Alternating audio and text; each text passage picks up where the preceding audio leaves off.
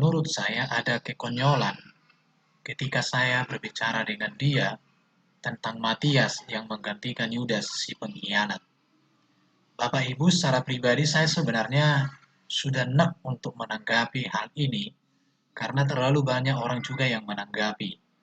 Namun, karena saya mengerti betul ada dampak negatif yang akan terjadi di tengah-tengah gereja jika ada ajaran yang mengatakan Yudas masuk surga, maka saya kembali menaruh hati untuk mematahkan dalil sang debaters tentang posisi Matias yang menggantikan Yudas ini dapat diterima secara sah karena ini bisa dipertanggungjawabkan berdasarkan data-data Alkitab. Jadi walaupun saya tidak tertarik sebenarnya untuk menanggapi ini, tetapi berhubung ada banyak orang yang sangat menyanjung sang debaters dan menganggap bahwa semua orang kalah dalam perdebatan dengan dia, maka melalui video ini saya akan menunjukkan supaya kita berpikir bersama apa sebenarnya kebenaran-kebenaran Tuhan tentang Yudas dan Matias dalam konteks penggantian di sini. Apakah penggantian Matias ini sah? Saya akan menunjukkan dengan berbagai data yang saya temukan di dalam Alkitab. Mari kita membaca terlebih dahulu bahwa saya katakan Matias sah menggantikan Yudas pengkhianat. Dia sah. Kisah Rasul pasal 1 ayat 20-26. Jadi harus ditambahkan kepada kami seorang dari mereka yang senantiasa datang berkumpul dengan kami selama Tuhan Yesus bersama-sama dengan kami, yaitu mulai dari baptisan Yohanes sampai hari Yesus terangkat ke surga meninggalkan kami untuk menjadi saksi dengan kami tentang kebangkitannya. Mereka semua berdoa dan berkata, "Ya Tuhan, Engkaulah yang mengenal hati semua orang. Tunjukkanlah kiranya siapa yang Engkau pilih dari kedua orang ini untuk menerima jabatan pelayanan, yaitu kerasulan yang ditinggalkan Yudas, yang telah jatuh ke tempat yang wajar baginya." Lalu mereka membuang undi bagi kedua orang itu, dan yang kena undi adalah Matias, dan dengan demikian ia ditambahkan kepada bilangan ke-11 rasul itu. Jadi di sini jabatan pelayanan bukan hanya itu yang diberikan, tetapi Matias sudah masuk ke dalam 12 kelompok rasul. Dialah yang menggantikan Yudas. Apa alasan saya mengatakan bahwa Matias sah menggantikan Yudas yang sudah mengkhianati Yesus dan yang kemudian bunuh diri? Di dalam Kisah Rasul 1 ayat 15-16 ini dikatakan, pada hari itu berdirilah Petrus di tengah-tengah saudaranya yang sedang berkumpul itu, kira-kira 120 orang banyaknya. Lalu berkata, "Hai saudara-saudaraku, haruslah genap nas kitab suci yang disampaikan Roh Kudus dengan perantaraan Daud tentang Yudas, pemimpin orang-orang yang menangkap Yesus itu." Perhatikan Bapak Ibu, di sini saya mengatakan mengapa Matias sah menggantikan Yudas. Di dalam Kisah Rasul 1 ayat 15 sampai dengan ayat 16 ini, keputusan penggantian Yudas dengan Matias atau Matias dipilih menjadi pengganti Yudas, keputusan ini dipimpin oleh Petrus yang telah menerima mandat kepemimpinan langsung dari Yesus sendiri. Jadi ini mandat yang sudah diterima oleh Petrus dari Yesus sendiri. Mari kita melihat di dalam Matius 16 ayat 18-19. Dikatakan begini, "Berbahagialah engkau Simon bin Yunus, sebab bukan manusia yang menyatakan itu kepadamu, melainkan Bapa-Ku yang di sorga. Dan aku pun berkata kepadamu, engkau adalah Petrus, dan di atas batu karang ini aku akan mendirikan jemaatku, dan alam maut tidak akan menguasainya." Kalimat yang penting di sini adalah engkau adalah Petrus, dan di atas batu karang ini aku akan mendirikan jemaatku, dan alam maut tidak akan menguasainya. Yesus mendirikan jemaat. Jemaat Yesus itu orang yang berkumpul, orang yang percaya, orang yang berbakti kepada Yesus. Baru kalimat berikutnya yang sangat penting juga, kepadamu akan kuberikan kunci kerajaan surga. Kunci kerajaan surga diberikan oleh Yesus kepada Petrus. Apa yang kau ikat di dunia ini akan terikat di surga, dan apa yang kau lepaskan di dunia ini akan terlepas di surga. Jadi ketika Yesus meninggalkan bumi ini, maka kepemimpinan para rasul, kepemimpinan pelayanan sudah jatuh ke tangan daripada Petrus. Jadi kepemimpinan sudah jatuh ke tangan daripada seorang Petrus. Dan itu terbukti bahwa Petruslah yang memimpin para rasul di dalam Kisah Rasul pasal 1, pasal 2, pasal 3, pasal 4, dan seterusnya. Paulus itu menyusul kemudian. Jadi sang debaters dalam hal ini hanya mengerti ngotot, hanya mengerti berdebat, tapi tidak mengerti esensi kebenaran yang sedang dibicarakan. Dikatakan, engkau adalah Petrus, dan di atas batu karang ini aku mendirikan jemaatku, dan alam maut tidak akan menguasainya. Kepadamu akan kuberikan kunci kerajaan surga. Kapan? Di sini ada kata akan. Berarti kunci kerajaan surga itu otomatis diberikan kepada Petrus ketika Yesus sudah naik ke surga.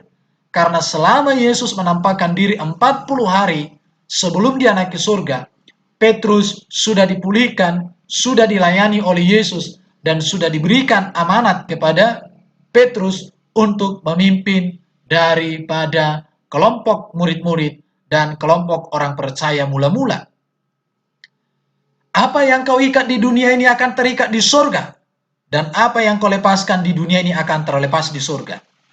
Pemilihan Matias menggantikan Yudas adalah keputusan yang dipimpin oleh Petrus. Dengan demikian, maka pemilihan Matias menggantikan Yudas adalah pemilihan yang sah, dan itu terikat di bumi dan terikat di surga. Hanya sang debaters yang melepaskan. Tidak ada yang lain yang bisa melepaskan, hanya sang debaters. Karena dikatakan apa yang kau ikat di dunia ini, Petrus sudah resmi mengikat Matias sebagai pengganti daripada Yudas. Sudah resmi. Jadi kalau sang debaters mau melepaskan ini, berarti dia penentang Alkitab, penentang Yesus, penentang otoritas Yesus yang Yesus berikan kepada Petrus. Sangat jelas. Ini alasan yang pertama bahwa Matias sah menggantikan Yudas yang sudah mengkhianati dan bunuh diri. Alasan yang kedua, Kisah Rasul pasal 1 ayat 20-22 tertulis, sebab ada tertulis dalam kitab Mazmur, biarlah perkemahannya menjadi sunyi, dan biarlah tidak ada penghuni di dalamnya, dan biarlah jabatannya diambil orang lain. Jadi harus ditambahkan kepada kami seorang dari mereka yang senantiasa datang berkumpul dengan kami selama Tuhan Yesus bersama-sama dengan kami, yaitu mulai dari baptisan Yohanes sampai hari Yesus terangkat ke surga meninggalkan kami untuk menjadi saksi dengan kami tentang kebangkitannya. Perhatikan di sini alasan yang kedua mengapa Matias sah menggantikan Yudas yang sudah mengkhianati Yesus. Alasan yang kedua adalah keputusan para murid didasarkan kepada firman Tuhan. Saya mau tegaskan kepada kita, keputusan yang sesuai firman Tuhan atau keputusan yang berdasarkan kepada firman Tuhan tidak bisa dibatalkan manusia. Hanya Tuhan yang bisa membatalkan keputusan dan ketetapannya. Manusia tidak bisa. Kalau Yudas dipilih oleh Yesus, tetapi Yesus sudah memberikan kuasa kepada Petrus untuk menggantikan Yudas, maka apa yang diputuskan oleh Petrus tentang Yudas digantikan oleh Matias adalah sah. Pertanyaannya adalah, adakah keputusan Tuhan yang menggantikan Matias dengan Yudas kembali seperti yang disampaikan oleh sang debaters? Saya mengatakan itu tidak ada. Dan ini dikutip di dalam Mazmur 96 ayat 26. Biarlah perkemahan mereka menjadi sunyi, dan biarlah kemah-kemah mereka tidak ada penghuninya. Dalam Mazmur 106 ayat 8. Biarlah umurnya berkurang, biarlah jabatannya diambil orang lain. Jadi dari sini saya katakan, Matias sah menjadi pengganti Yudas yang sudah mengkhianati itu sah. Mengapa? Karena keputusan para murid didasarkan kepada firman Tuhan. Dan orang Kristen kalau keputusan sudah sesuai dengan firman Tuhan, itu tidak bisa diganggu-gugat lagi. Itu alasan yang kedua. Alasan yang ketiga adalah di dalam Kisah Rasul pasal 1 ayat 24 sampai 26. Mereka semua berdoa dan berkata, "Ya Tuhan, Engkaulah yang mengenal hati semua orang. Tunjukkanlah kiranya siapa yang Engkau pilih dari kedua orang ini untuk menerima jabatan pelayanan, yaitu kerasulan yang ditinggalkan Yudas, yang telah jatuh ke tempat yang wajar baginya." Tempat yang wajar bagi Yudas adalah Apeleias, kebinasaan, lawan kata dari hidup kekal, dan ini selalu digunakan kepada orang-orang fasik. Lalu mereka membuang undi bagi kedua orang itu, dan yang kena undi adalah Matias, dan dengan demikian ia ditambahkan kepada bilangan ke-11 rasul itu. Alasan saya dari sini, alasan yang ketiga adalah bahwa Yesus hadir dalam pengambilan keputusan.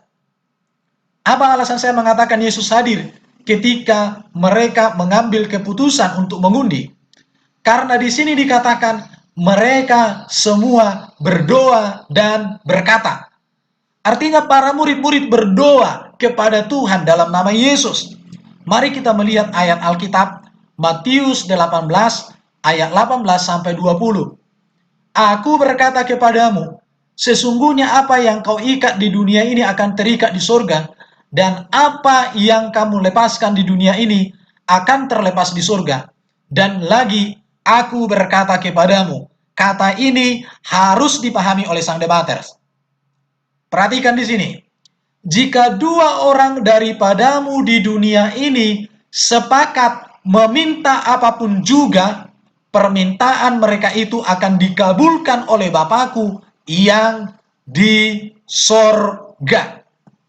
Di sini Petrus bersama dengan 11 orang murid. Bahkan dikatakan 120 orang ada di sana. Kalau 2 orang saja Yesus sudah hadir, apalagi kalau 120 orang. Jika 2 orang daripadamu di dunia ini sepakat meminta apapun juga, permintaan mereka itu akan dikabulkan oleh Bapakku yang di surga. Sangat jelas sekali. Mari kita lihat kalimat berikut. Sebab di mana ada 2 atau 3 orang berkumpul dalam namaku, di situ aku ada di tengah-tengah mereka. Apakah Kisah Rasul pasal 1, 24 sampai 26 ini perkumpulan dalam nama Yesus atau dalam nama Yudas?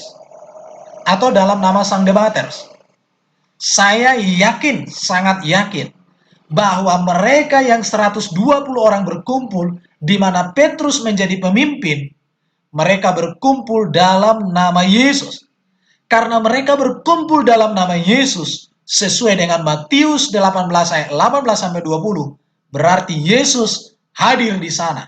Berarti Yesus ikut ambil andil di dalam memutuskan bahwa Matias resmi menjadi pengganti Yudas sang pengkhianat, Yudas yang dikatakan oleh Yesus binasa di dalam Yohanes 17 ayat 12. Jadi ini alasan saya yang keempat. Yesus hadir dalam pengambilan keputusan tersebut sesuai dengan Matius 18 ayat 18 sampai 20. Apakah ayat ini tidak berlaku pada konteks ini? Sang debaters bilang jangan kita jangan lari-lari, tapi dia yang selalu lari. Oke, saya pikir saya tidak harus meladeni lagi secara debat langsung di channelnya, tapi saya melalui channel ini, saya pikir lebih bagus. Ini alasan saya, Yesus hadir dalam pengambilan keputusan itu. Karena Matius 18 ayat 18-20 sangat jelas. 2-3 orang sepakat berkumpul dalam namaku, meminta kepadaku, dikabulkan oleh Bapakku. Saya yakin bahwa Kisah Rasul 1 ayat 26 sampai ayat 24 sampai 26 ini adalah benar.